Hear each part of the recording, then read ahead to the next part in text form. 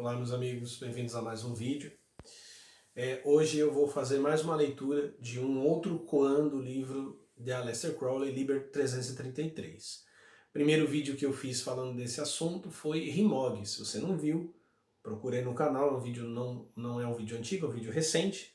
E hoje nós vamos ler o koan 60, A Ferida de Amfortas. Daqui a pouco explicarei quem é Amfortas, vou ler o texto todo. O autodomínio de Perceval tornou-se a automasturbação dos burgueses. Virtus tornou-se virtude. As qualidades que têm feito um homem, uma raça, uma cidade, uma casta, devem ser jogadas fora. Morte é a penalidade dos fracassos. Como está escrito, na hora do sucesso, sacrifica aquilo que te é mais querido aos deuses infernais. O cidadão inglês vive sobre o excremento de seus antepassados. Todos os códigos morais são inúteis em si mesmo, ainda que haja esperança em cada novo código. Mas desde que o código nunca seja mudado por ser muito severo, mas por ter sido cumprido. O cachorro morto flutua com a corrente. Na França puritana, as melhores mulheres são as meretrizes. Na Inglaterra depravada, as melhores mulheres são as virgens. Se ao menos o arcebispo de Canterbury saísse nu pelas ruas e mendigasse seu pão. O novo Cristo, como o velho, é o amigo dos taberneiros e pecadores, pois a sua natureza é ascética. Se todo homem fizesse o que fosse, e esse o que fosse estão com letras maiúsculas, contanto que fosse essa a única coisa que ele não quisesse, nem pudesse fazer. Como eu falei lá no Rimog, eu vou tentar explicar o mínimo e também recorrer o mínimo às explicações de Crowley. Esse é um texto para você ler. E assim como todo koan, ele deve provocar algo em você. Mas existem alguns pontos aqui que a gente pode pensar e que são importantes para nós. Primeiro, o próprio título, né, A Ferida de Amfortas, e ele menciona o autodomínio de Perceval. Do que ele está falando? Ele está falando de uma ópera e de uma história, né, do cavaleiro Perceval. A ópera Percivale, ou Percival, né? Mas na verdade Percival, de Richard Wagner, conta a história dos Cavaleiros do Graal. Vou fazer um resumo muito resumido da história, e aí a gente vai pensar os elementos, porque a partir daí a gente vai ter uma compreensão do tema aqui, da ferida de Amfortas. Esses Cavaleiros do Graal vivem na Espanha, são protetores do Graal, mas eles foram todos pegos na armadilha de um feiticeiro chamado Klingsor, um mago negro. O Klingsor criou um jardim, encheu esse jardim de mulheres que seduzem os cavaleiros a fazerem sexo com elas, a fazer sexo com elas, e à medida em que elas seduzem esses cavaleiros, eles perdem o poder de cumprir a missão deles. O nome Percivale, ou Percival, significa o puro casto, porque há uma lenda que fala da vinda desse puro casto. O Amfortas, que é chamado de o rei pescador, é um rei que foi ferido por Klingsor com uma lança que matou Jesus Cristo. Ele pegou a lança que matou Jesus Cristo e feriu o rei Amfortas. E o rei Amfortas, agora, toda vez que ele olha para o Graal, ele sente dor. E ele foi ferido na virilha. Vai acompanhando o ferimento na virilha, lança, olha para o Graal, sente dor.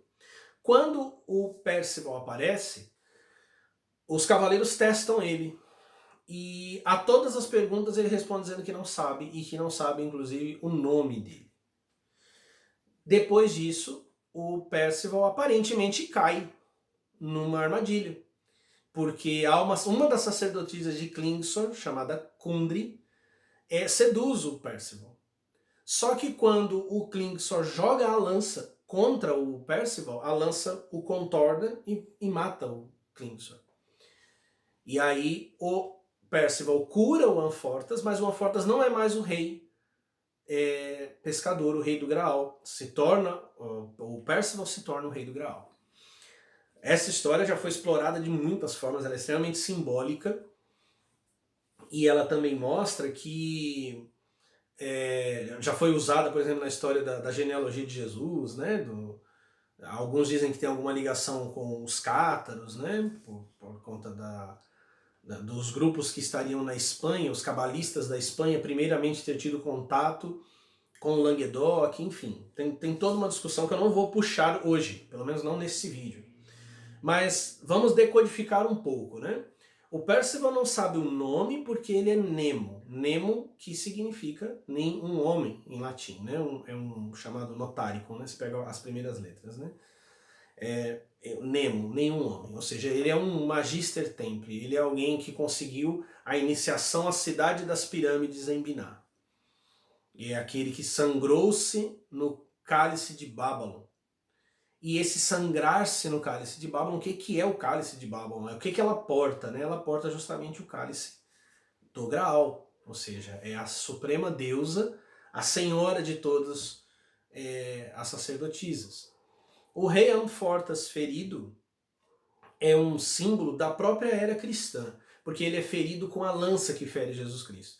A lança que fere Jesus Cristo, a lança de Longinos, do homem que atravessou Jesus, né, com a lança na cruz, ela é também um símbolo fálico. Lanças, espadas são símbolos fálicos, quer dizer que na era cristã o poder do falo, como o falo de Osíris, que foi engolido depois que ele teve o corpo esquartejado por Sete, não apenas foi perdido, mas se tornou maléfico, se tornou maligno. A virgindade, ou seja, a castidade de Percival, ela não é uma castidade burra, ela não é uma castidade moral. Ela é a castidade daquele que sabe que não deve se perder no vazio, mas erguer a sua lança apenas em direção a grande Deus. Ou seja, ele é alguém que dedicou todas as suas energias não ao seu próprio deleite, não ao seu próprio prazer, não aos seus próprios interesses, mas ele tomou a sua vida e sangrou essa vida, entregou essa vida toda à grande deusa. Por isso que ele é capaz de, ao ser atacado, veja que a castidade dele, a perda da castidade dele com Kundry, não faz com que ele se torne vulnerável. Ao contrário, o Klingsor, que é o mago negro, grande feiticeiro, atira a lança contra ele, e eu ia falar lança-lança, né? Fica estranho, mas ele atira a lança contra ele e a lança se volta contra Klingsor. Quer dizer que Percival dominou a lança. E o próprio Crowley no comentário diz que Percival, embora a verdadeira castidade de Percival significa que ele não teve medo de colocar a sua lança no Graal, o Graal sendo um símbolo do útero da grande deusa e do útero das sacerdotisas. Quer dizer, o que você tem aqui é uma castidade que é o sexo transformado em rito mágico iniciático. O próprio Crowley fala em alguns dos seus comentários que o orgasmo é o momento em que todos os seres, por mais brutos que eles sejam, conseguem experimentar algo do samadhi, ou seja, uma momentânea supressão da consciência. Um momento em que você consegue, por um instante, captar o infinito, perceber o infinito e não estar lá. Uma boa gozada é você não estar lá, né? Aquela hora em que tudo se dilui. Você se dissolve, tua parceira, teu parceiro, teu corpo, tuas preocupações, tudo desaparece. Esse estado de não consciência é o estado do ser, real do ser. E o próprio Liber 333 vai falar disso em algum momento, quando diz que a mente é uma doença do sêmen. Então é por isso que o Percival não sabe o nome dele, não sabe resposta a nenhuma pergunta. Ele não se guia pela razão. Ele dirige a sua energia toda à grande deusa para que ela transmute aquela energia de homem, aquele sangue humano no sangue dos santos, ou seja, o sangue universal.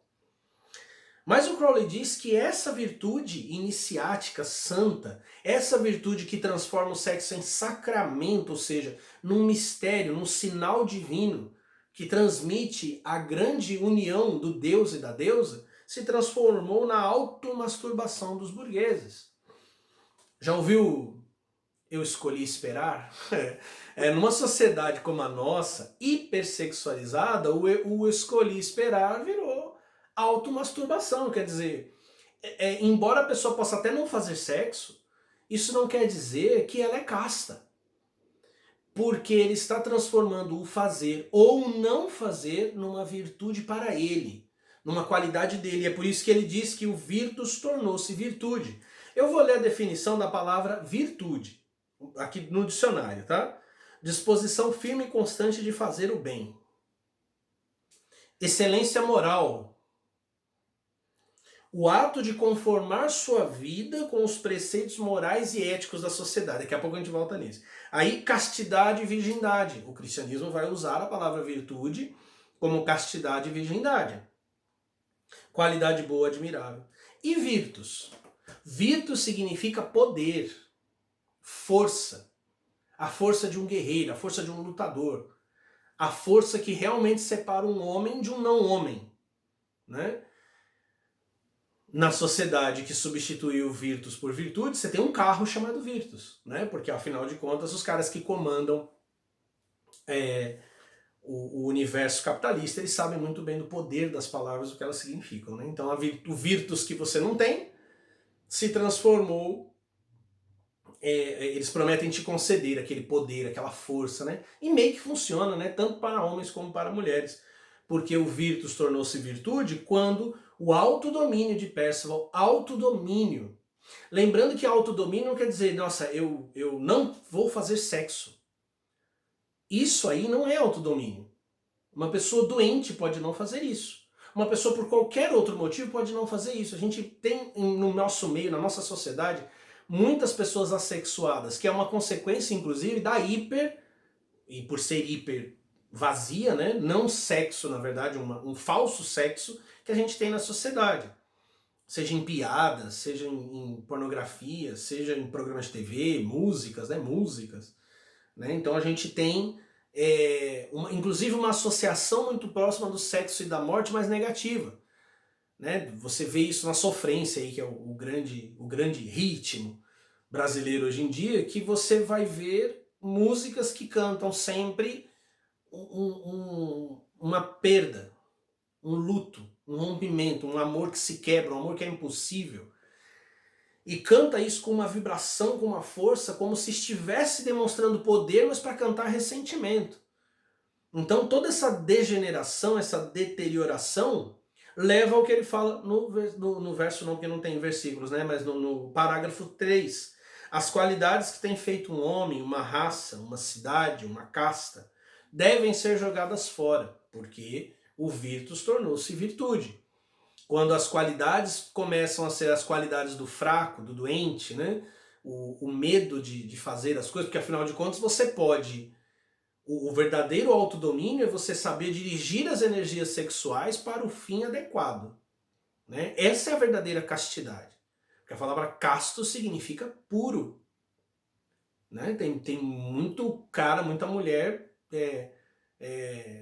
de cabaço que são muito mais imundos do que qualquer prostituta que você encontre na rua. Qualquer michê que você encontre em algum parque por aí. Devem ser jogadas fora. Morte é a penalidade do fracasso. Como está escrito, na hora do sucesso, sacrifica aquilo que te é mais querido aos deuses infernais. Quer dizer, ele diz que quando nós perdemos o virtus, a virtude, o poder, essas coisas como raça, cidade, casta, essa herança, que não é só pessoal, mas é coletiva, a gente perde, ela é sacrificada. Né? Então nós nos tornamos seres sem identidade e sem referências, inclusive. O cidadão inglês vive sob o excremento de seus antepassados. Todos os códigos morais são inúteis em si mesmos, ainda que haja esperança em cada novo código. Ele diz que são inúteis e ao mesmo tempo ele diz que há esperança. Que esperança que há? Desde que o código não seja mudado por ser muito severo, mas por ter sido cumprido. O Crowley dizia que se as sociedades construíram leis, por exemplo, contra a pedofilia, contra o assassinato, é porque coletivamente as sociedades percebiam que isso era um mal, algo que elas queriam enfrentar. Então, os códigos morais, os códigos da virtude, eles não são códigos supremos. Os conservadores hoje defendem isso, que nós estaremos numa sociedade degenerada porque os códigos do passado, né, porque a moralidade lá dos anos 50, a católica, foi abandonada. Quando, na verdade, realmente o abandono dos códigos, apenas porque eles eram, como ele diz aqui, severos demais, é algo que leva a sociedade à degeneração. É algo que leva a sociedade a sacrificar aquilo que ela tem de maior aos deuses infernais, quer dizer, os deuses baixos, os deuses malignos. Um código pode ser mudado a partir do momento em que a sociedade sobre qual aquele código está, ou seja, então não haverão códigos morais absolutos, não haverá uma virtude, que é uma expressão aqui de códigos morais, a partir do instante em que aqueles códigos morais são cumpridos, ou seja, a sociedade se impõe algo, consegue aquilo e então ela pode mudar os seus códigos. Então ela pode construir novos códigos, novas moralidades, novas definições de bem e mal. Nós vivemos uma sociedade cada vez mais permissiva porque tem medo do autodomínio de Pérsico. Não sabe o que é esse autodomínio, então precisa de leis cada vez mais elásticas, porque torna-se toda lei se transforma numa opressão e não num exercício de autodomínio e de elevação. Quer dizer, essas pessoas nunca nem vão sonhar em ver a poeira do pé da grande deusa. O cachorro morto flutua com a corrente. Isso aqui ele está falando justamente do movimento da sociedade. Tanto que ele explica, na França puritana, as melhores mulheres são as meretrizes. Na Inglaterra depravada, as melhores mulheres são as virgens. Uma vez eu falei um negócio, o pessoal achou que eu estava falando moralmente. Eu não estava. Eu disse uma vez que hoje quem não fuma maconha é contra a cultura. Só faltaram tacar pedra. Então você é contra, você está julgando as pessoas. Não, gente. Só estou dizendo a vocês que quem se deixa arrastar pela correnteza é porque não tem vida. Então hoje todo mundo fuma maconha. Eu não estou fazendo juízo. Você fuma maconha o tanto que você quiser. Eu posso fumar o tanto que eu quiser. Eu estou fazendo apenas um questionamento que é essencial. Nós estamos fazendo isso porque somos vivos, ou o que nós chamamos de liberdade é a correnteza arrastando o nosso corpo. E quando ele diz o cachorro morto, isso aqui não é à toa.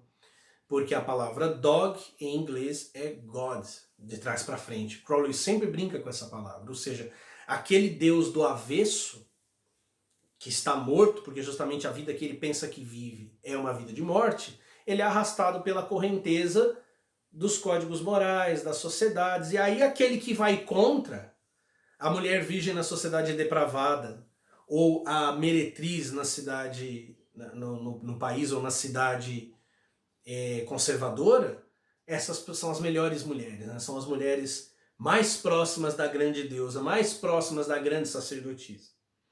Se ao menos o arcebispo de Canterbury saísse pelas ruas nu e mendigasse seu pão, ou seja, se o arcebispo agisse como um santo louco, né, e se despisse de toda vergonha, isso poderia mudar.